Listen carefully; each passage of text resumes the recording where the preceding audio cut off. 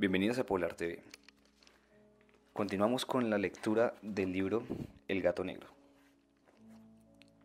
Hasta pasado muchas veces, no pude desembarazarme del espectro del gato, y durante este periodo envolvió mi alma un semisentimiento muy semejante al remordimiento.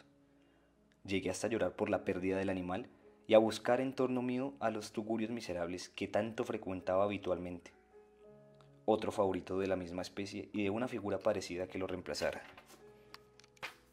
Ocurrió que una noche que me hallaba sentado, medio aturdido, en una taberna más que infame, fue repentinamente solicitada mi atención hacia un objeto negro que reposaba en lo alto de uno de esos inmensos toneles de ginebra o ron que componían el principal ajuar de la sala.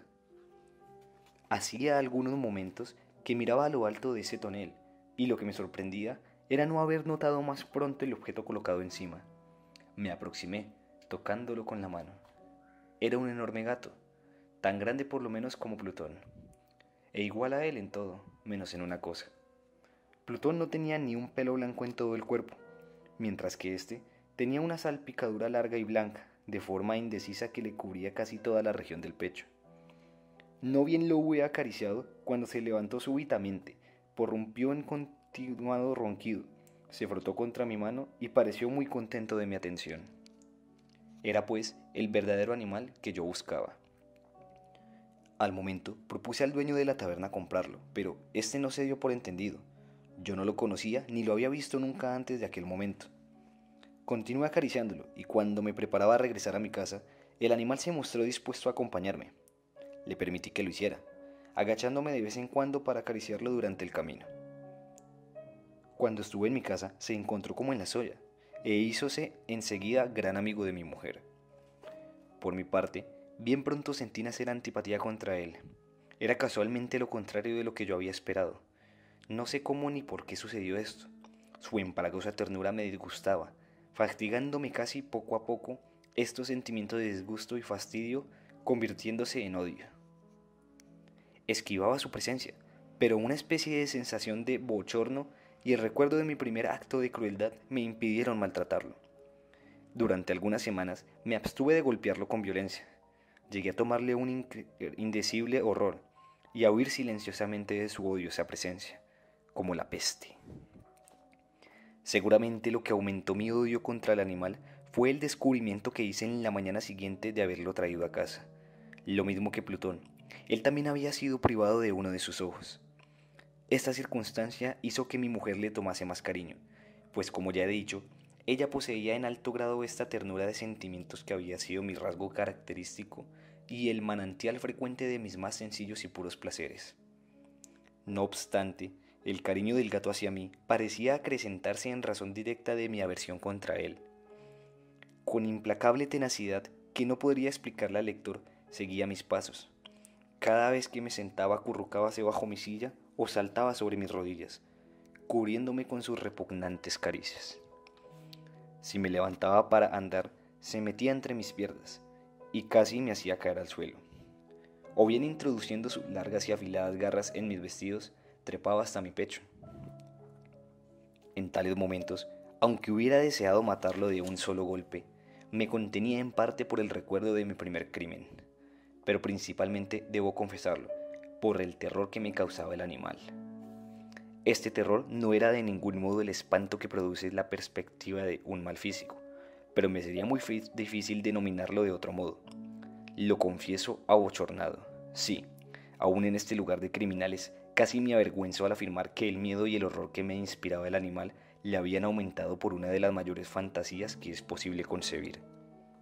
Mi mujer habíame hecho notar más de una vez el carácter de la mancha blanca de que he hablado y en la que estribaba la única diferencia aparente entre el nuevo animal y el matado por mí. Seguramente recordará el lector que esta marca, aunque grande, estaba primitivamente indefinida en su forma, pero lentamente, por grados imperceptibles que mi razón se esforzó largo tiempo en considerar como imaginarios, había llegado a adquirir una rigurosa precisión en sus contornos. Presentaba la forma de un objeto que me estremezco solo al nombrarlo, y esto era lo que sobre todo me hacía mirar al monstruo con horror y repugnancia, y me había impulsado a librarme de él si me hubiera atrevido. La imagen de una cosa horrible y siniestra, la imagen de la horca. Oh lúgubre y terrible aparato instrumento del horror y del crimen, de la agonía y de la muerte. Y heme aquí convertido en un miserable, más allá de la miseria de la humanidad. Un animal inmundo, cuyo hermano yo habría con desprecio destruido. Una bestia bruta creada para mí, hombre formado e imagen del Altísimo. Un tan grande e intolerable infortunio. Desde entonces no volví a disfrutar de reposo, ni de día ni de noche. Durante el día, el animal no me dejaba ni un momento, y por la noche, a cada instante, cuando despertaba de mi sueño, lleno de angustia inexplicable, sentía el tibio aliento de la alimaña sobre mi rostro, y su enorme peso, encarnación de una pesadilla que no podía sacudir, posado eternamente sobre mi corazón. Tales tormentos influyeron lo bastante para que lo poco de bueno que quedaba de mí desapareciera. Vinieron a hacer más íntimas preocupaciones los más sombríos y malvados pensamientos. La tristeza de mi carácter habitual se acrecentó hasta odiar todas las cosas ya de la humanidad. Y no obstante, mi mujer no se quejaba nunca. ¡Ay! Ella era de ordinario el blanco de mis iras, la más paciente víctima de mis repentinas, frecuentes e indomables explosiones de una cólera a la cual me abandonaba ciegamente. Ocurrió que un día que me acompañaba para un quehacer doméstico al sótano del viejo edificio donde nuestra pobreza nos obligaba a habitar, el gato me seguía por la pendiente escalera y en ese momento me exasperó hasta la demencia.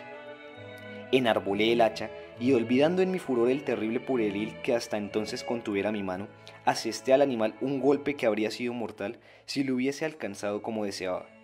Pero el golpe fue evitado por la mano de mi mujer. Su intervención me produjo una rabia más que diabólica. Desenmaraqué mi brazo del obstáculo y le hundí el hacha en el cráneo. Y sucumbió instantáneamente sin exhalar un solo gemido mi desdichada mujer. Consumado este horrible asesinato, traté de esconder el cuerpo. Juzgué que no podía hacerlo desaparecer de la casa, ni del día ni de la noche. Sin correr el riesgo de ser observado por los vecinos, numerosos proyectos cruzaron por mi mente. Pensé primero en dividir el cadáver en pequeños trozos y destruirlos por medio del fuego. Discurrí luego cavar una fosa en el suelo del sótano. Pensé más tarde arrojarlo al pozo del patio, después meterlo en un cajón como mercancía en la forma acostumbrada y encargar a un mandadero que lo llevase afuera de la casa. Finalmente, me detuve ante una idea que consideré la mejor de todas. Resolví emparedarlo en el sótano como se dice que los monjes de la Edad Media emparedaban a sus víctimas. En efecto, el sótano parecía muy adecuado para semejante operación. Los muros estaban construidos muy a la ligera y recientemente habían sido cubiertos en toda su extensión de una capa de mezcla que la humedad había impedido que se endureciese. Por otra parte, en una de las paredes había un hueco que era una falsa chimenea, o especie de hogar, que había sido enjalbegado, como el resto del sótano. Supuse que me sería fácil quitar los ladrillos de este sitio, introducir el cuerpo y colocarlos de nuevo de manera que ningún ojo humano pudiera sospechar lo que allí se ocultaba. No salió fallido mi cálculo. Con ayuda de una palanquera, quité con bastante facilidad los ladrillos, y hubiera colocado cuidadosamente el cuerpo contra el muro interior. Lo sostuve en esta posición hasta que hube reconstruido sin gran trabajo toda la obra de fábrica. Habiendo adquirido cal y arena con todas las precauciones imaginables, preparé un revoque que no se diferenciaba del antiguo y cubrí con él escrupulosamente el nuevo tabique. El muro no presentaba la más ligera señal de renovación. Hice desaparecer los escombros con el más prolijo esmero y expurgué al suelo, por decirlo así. Miré triunfadamente en torno mío y me dije: aquí, a lo menos, mi trabajo no ha sido perdido. Lo primero que acudió a mi pensamiento fue a buscar al gato, causa de tan gran desgracia, pues al fin había resuelto darle muerte. De haberlo encontrado en aquel momento, su destino estaba decidido. Pero alarmado el sagaz ánima por la violencia de mi reciente acción, no osaba presentarse ante mí en mi actual estado de ánimo. Sería tarea imposible describir o imaginar la feliz sensación de consuelo que la ausencia del detestable animal produjo en mi corazón. No apareció en toda la noche, y por primera vez desde su entrada en mi casa, logré dormir con un sueño profundo y sosegado. Sí, dormí, como un patriarca. no obstante, tener el peso del crimen sobre el alma. Bueno, espero que les vaya gustando. En el siguiente link podrán acceder a la última parte del video y continuamos.